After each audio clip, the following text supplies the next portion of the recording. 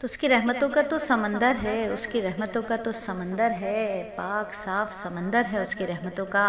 اور بندہ نجاست میں لتھڑا ہوا ہے، کپڑوں پر گندگی، جسم پر گندگی، روح پر گندگی، اور دریا کے کنارے کھڑا ہے اور سوچ رہا ہے کہ میری نجاست اس پانی سے دھل جائے گی، لیکن وہ تو کنارے کھڑا ہے، اندر نہیں جا رہا، تو پھر اندر جانا ہے۔ دریا سے مخاطب ہو کر بھی کہے گا کہ دریا، اگر دریا سے پوچھے کہ اے دریا میں تیرے اندر آ جاؤں، اے سمندر میں تیرے اندر آ جاؤں، تو کیا میری نجاست دور ہو جائے گی؟ تو سمندر کا پانی اتنا زیادہ، اتنے چھوٹے سے کپڑے، اتنے چھوٹے سے جسم کی نجاست کو صاف نہیں کر سکتا کیا؟ تو دریا کہے گا کہ تو میرے اندر آ جا، ساری نجاست صاف ہو جائے گی، میں تو جاری پانی ہوں، تیرے جیسے سینکڑوں بھی آ جائیں، ہزاروں بھی آ جائیں، کروڑوں بھی آ جائیں، تو میرا پانی سب کچھ پاک کر دے گا، اور میں خود بھی پاک رہوں گا، کہ جاری پانی کا حکم ہی یہی ہے۔ اسی طرح ہم گناہوں کی نجاست میں لتھڑے ہوئے ہیں، اللہ کے در پر کھڑے ہیں، اور اللہ کی رحمت کا سمندر ہے۔ ہم سوچتے ہیں کہ ہم تو بڑے گناہگار ہیں، ہم تو بڑے گناہگار ہیں، کیا ہمارے گناہ معاف ہو جائیں گے؟ مگر اللہ کی رحمت کہہ رہی ہے، بندے تیری نجاست کیا حیثیت رکھتی ہے؟ ساری دنیا کے لوگ اپنے رب کے در پر آ کر، دروازے پر آ کر معافی مانگ لیں، تو پروردگار کی رحمت کا سمندر اتنا بڑا ہے، اتنا بڑا ہے کہ ساری نجاستوں کو دھو دے گا،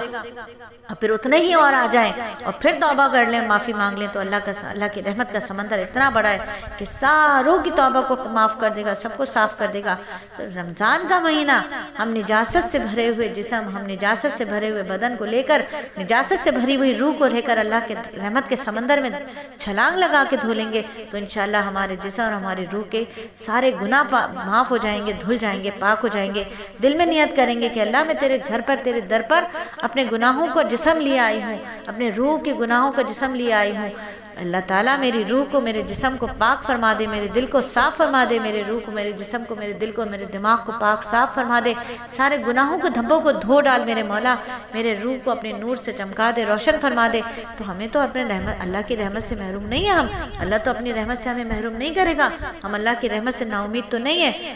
اللہ تعالیٰ ہم کو اس نجاست سے پاک فرما دیں گے۔ اس لیے فرمایا کہ اللہ کی ایک رحمت ہمارے لیے کافی ہے، بس اسی رحمت کی نظر کو پانے کے لیے ہم کیا اللہ کے در پر آج پڑھیں گے انشاءاللہ، تو اللہ کی رحمتوں کو لے کر ہی ٹلیں گے۔ یعنی وہ شخص جو ان میں بیٹھنے والا بھی ہوگا وہ بھی بد نصیب نہیں ہوتا، تو ہم کیسے بدبخت بن سکتے ہیں؟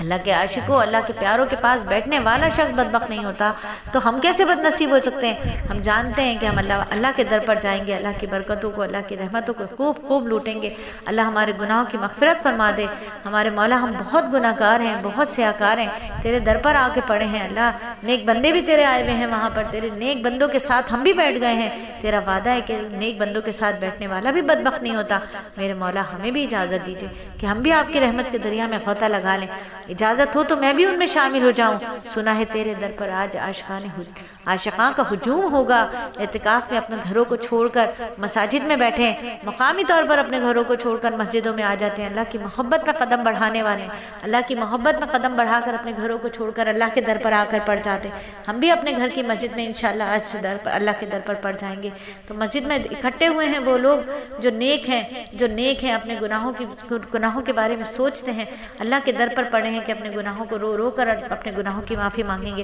تو ہم بھی اللہ کی رحمتوں کو، اللہ کی برکتوں کے، اللہ کی رحمتوں کے محتاج ہیں، ہم بھی ان برکتوں کو حاصل کریں گے انشاءاللہ تعالی۔ اسی امید پر اللہ کے دربار میں حاضر ہوں گے، دل میں ارادہ لے کر بیٹھیں گے کہ انشاءاللہ تعالی اللہ ہمارے گناہوں کو معاف فرما دیں گے، ہمیں نئی ایمانی زندگی، قرآنی زندگی کی توفیق عطا فرما دیں گے۔ رمضان کا مہینہ ہے، قرآن کا مہینہ ہے، اللہ تعالی ہمیں بخش دیں گے انشاءاللہ تعالی۔ اللہ رب العزت ہم سب سے راضی ہو۔